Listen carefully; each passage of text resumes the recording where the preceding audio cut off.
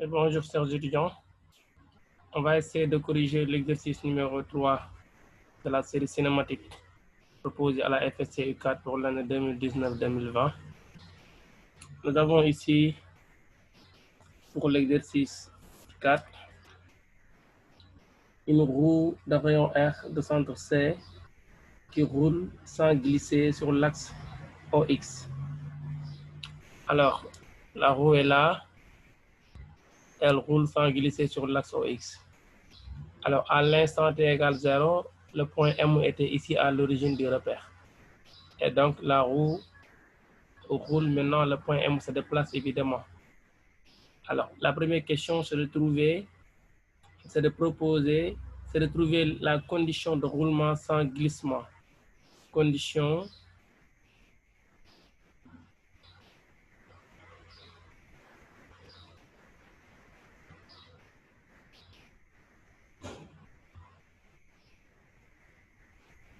de roulement sans glisser. C'est la première question. Alors, pour que la roue roule sans glisser, pour que la roue roule sans glisser, il faut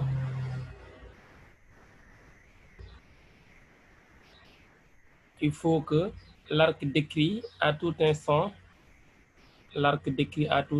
par le point M doit être égal. Il faut que l'arc décrit à tout instant par le point M, c'est l'arc IM. I c'est à chaque fois le point de contact entre la roue et l'axe des X. Au début, c'était M. On est là maintenant, c'est en I. Donc, l'arc décrit, c'est de I à M. Il faut que cet arc-là, IM, soit égal à la distance parcourue OI. Il faut que cette distance-là parcourue OI doit être égale à l'arc balayé de I en M. Si on était là aussi, si M était là aussi, alors la roue allait être ici par exemple. Dans ce cas aussi, la distance parcourue doit être égale à IM. C'est ça qu'il faut comprendre. Donc ici c'est OI. Voilà. Or, pour un arc décrit, l'arc IM, c'est le rayon R multiplié par l'angle θ balayé et la distance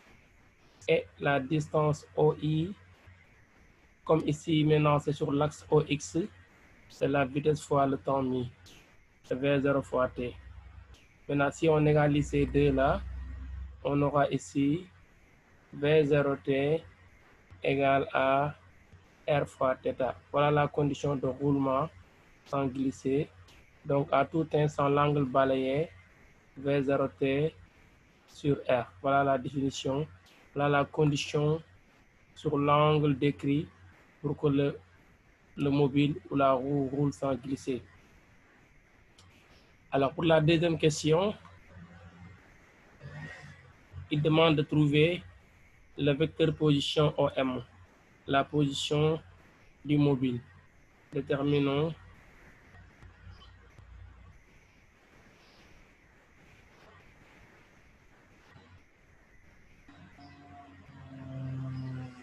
à tout instant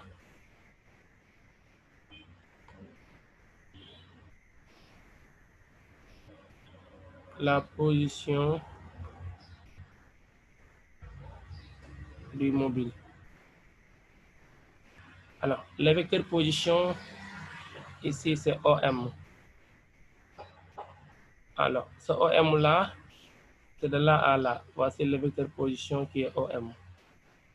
C'est ça le vecteur position. Mais ce vecteur-là, on doit écrire sous la forme EX en fonction de, ça c'est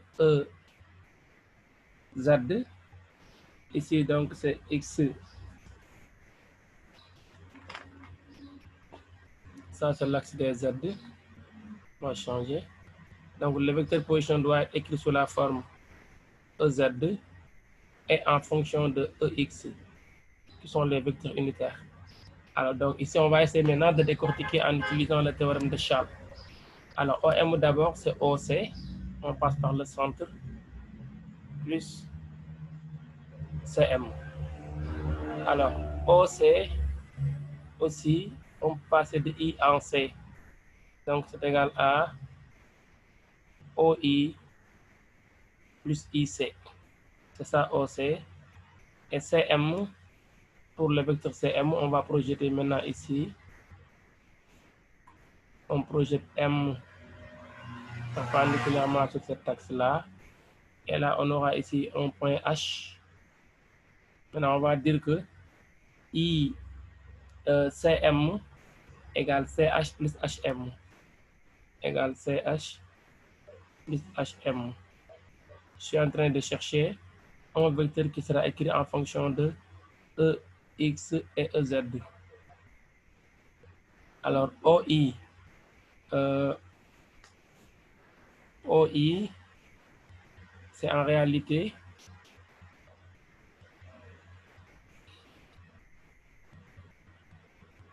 V0T, on l'avait déjà dit tout à l'heure, fois EX. C'est ça, OI. C'est V0T EX.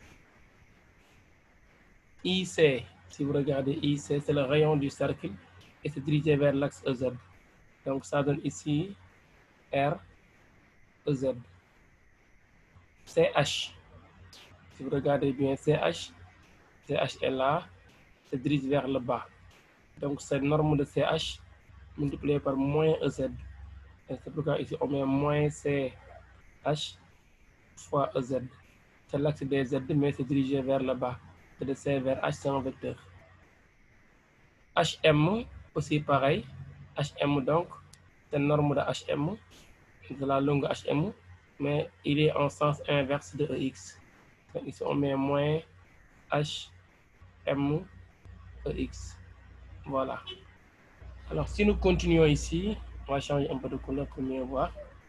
Ça nous fait V0T EX plus R EZ moins. Alors, si vous regardez bien le CH, il est du côté adjacent à l'angle. Donc, ça donne ici R cosinus θ EZ moins HM, c'est du côté opposé à l'angle θ. Donc, ici, c'est moins R sinus θ EX. Voilà. Finalement, ici, le vecteur position OM, si on regroupe tout, ça va nous donner ici V0 T moins R sinus θ EX plus R moins R cos θ EZ. Voilà l'écriture de OM, l'expression du vecteur position OM à tout instant. Donc le point M est repéré par ses coordonnées X qui est égal à ça, c'est ça X de M, et Z qui est égal à ça, c'est ça Z de M.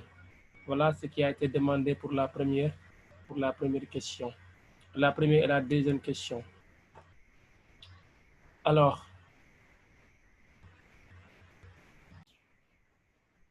pour la question petit b, la deuxième question petit b, c'est de déterminer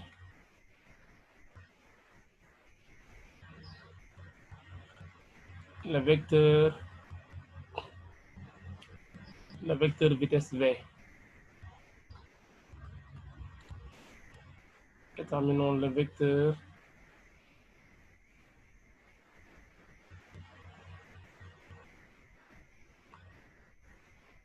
vitesse v. Alors, le vecteur vitesse v, c'est la dérivée de OM par rapport au temps. Donc, cela veut dire quoi? Cela veut dire que Vx, c'est dérivée de x par rapport au temps, et Vy, c'est la dérivée de Vz, excusez-moi, c'est la dérivée de z par rapport au temps. Alors, x est là, on l'avait dit tout à l'heure. Donc, vous dérivez par rapport au temps de V0 t V0t moins r sinus θ. Ça qu'on doit dériver. Ici, on doit dériver égal dériver par rapport au temps de r moins r cosinus θ. Or, le θ, on avait montré que c'était V0t sur r.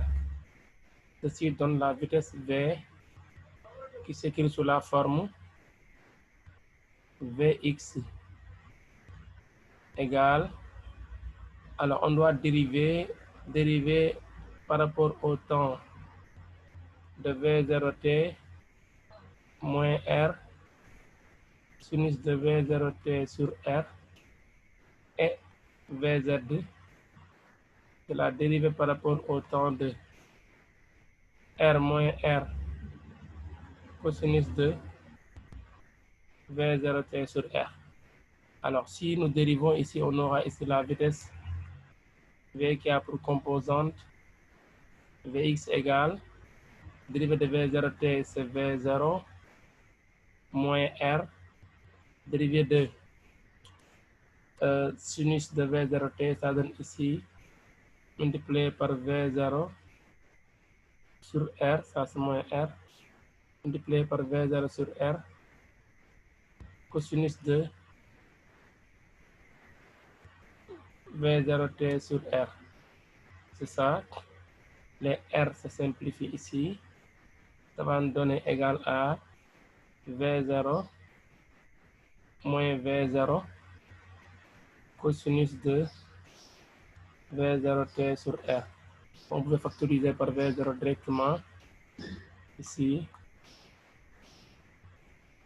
Ça va nous donner V0 facteur de 1 moins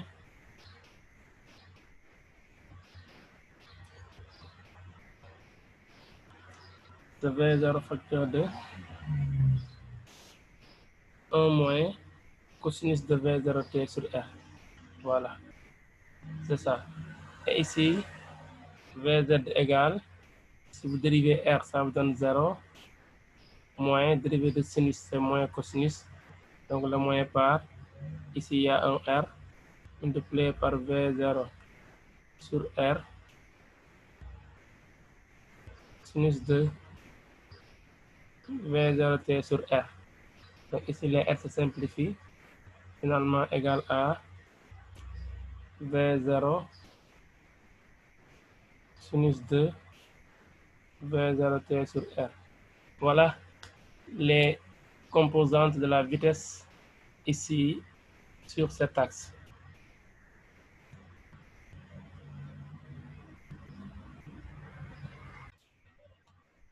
Alors, pour l'accélération, petit c, l'accélération A,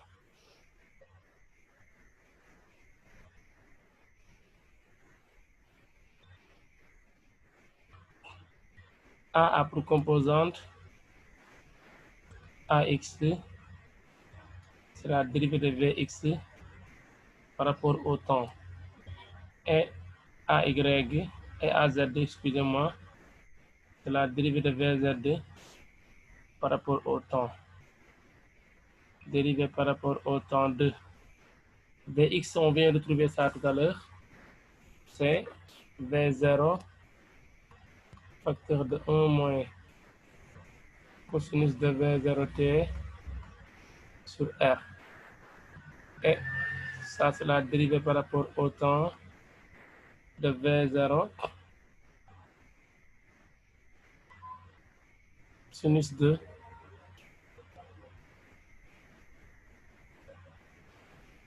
V0t sur R.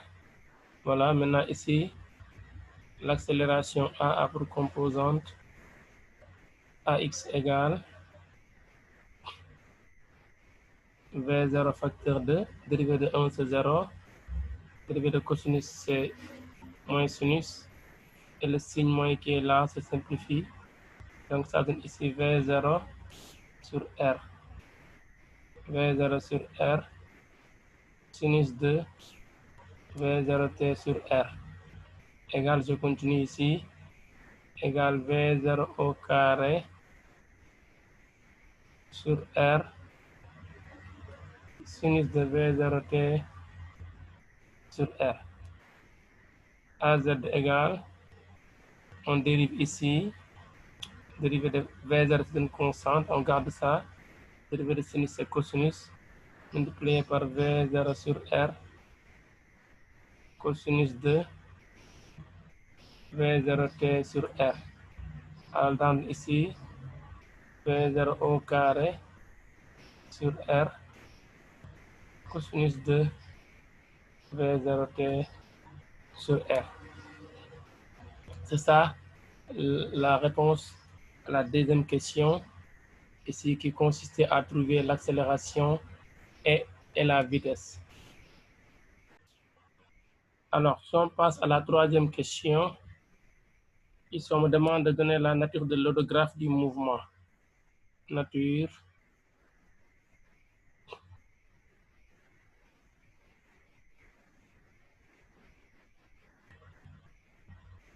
de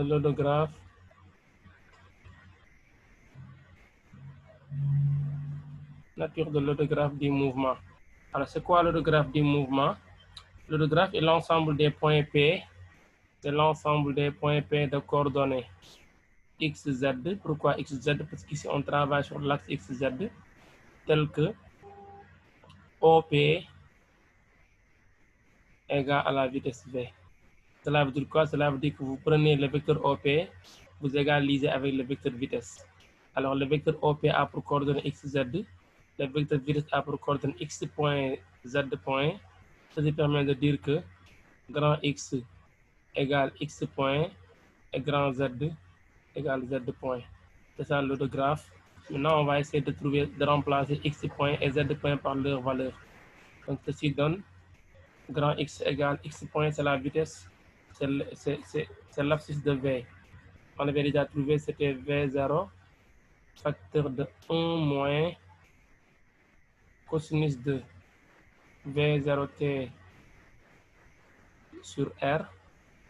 Et grand Z égale Z point, c'était V0 sinus de V0t sur R. Maintenant, comme c'est un ensemble de points, alors il faut qu'on cherche ici l'équation de la trajectoire pour voir maintenant elle est de quelle nature, soit en parabole, soit en cercle, ainsi de suite.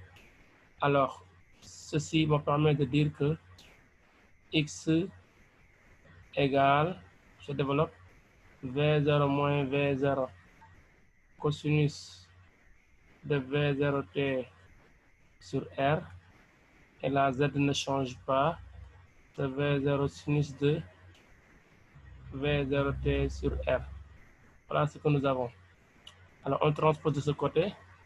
Ça nous fait ici X moins V0 égale V0 cosinus de V0t sur R, et Z égale V0 sinus de V0t sur R.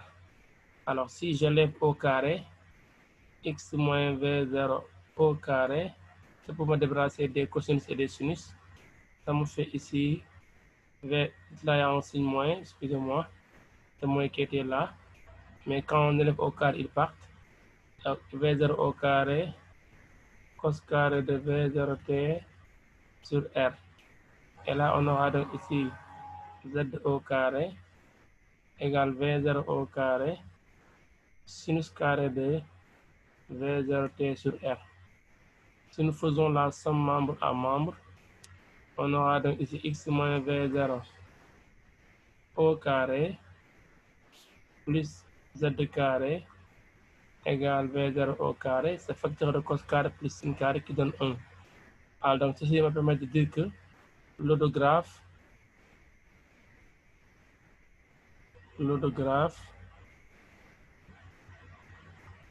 est un cercle C de centre oméga de coordonnées ici 0, V0 et là 0. Ici, il n'y a rien, Z de 0. Ici, il y a moins V0. C'est pourquoi l'abscisse c'est V0. Et de rayon R égale V0, pendant ici R au carré. Voilà la nature de l'autographe qui a été demandé ici. Alors, pour la quatrième question, ici, on me demande de déterminer la vitesse et l'accélération lorsque le point M est sur l'axe OX. La vitesse Vm et l'accélération AM si M est sur l'axe OX. Alors, la vitesse, d'abord si M est sur OX, cela nous permet de dire que X plutôt Y qui était ici Z égale 0.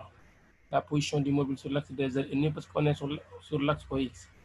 Z égale 0 me permet de dire que R moins R, c'était ça Z, cosinus de V0T sur R égale à 0. Alors vous transposez, vous aurez ici R cosinus de V0T sur R égale R. Les R se simplifient. Donc on aura cosinus de V0T sur R égale 1. Alors ceci étant, donc on aura ici V0, c'est l'angle décrit, égal à 2K pi, parce que le cosinus c'est 1, donc ça donne 0, 2 pi, 4 pi, 6 pi. Donc de façon générale, c'est 2K pi. Alors l'angle θ égale à 2K pi. Ce qu'on cherchait, maintenant on revient pour remplacer θ par sa valeur dans l'expression de V et ensuite dans l'expression de l'accélération. Ceci donne V a pour composante Vx égale V0 facteur de 1 moins cosinus de 2K pi. Donc ceci me donne V0 facteur de 1 moins 1 parce que cos de 2K pi ça donne 1. Cosinus 0, cos de 2 pi, cos 4 pi, tout ça c'est 1. Donc ici ça me donne finalement 0.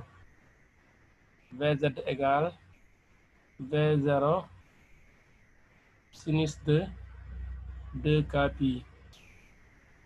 Sin de 2K pi égale 0. Parce que sin de 0 égale à 0. Sin de 2 pi égale 0, ainsi de suite.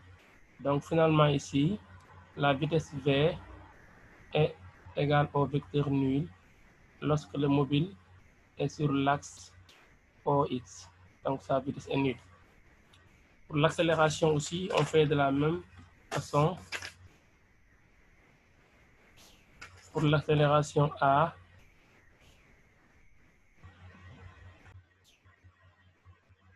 égale AX, c'était V0 au carré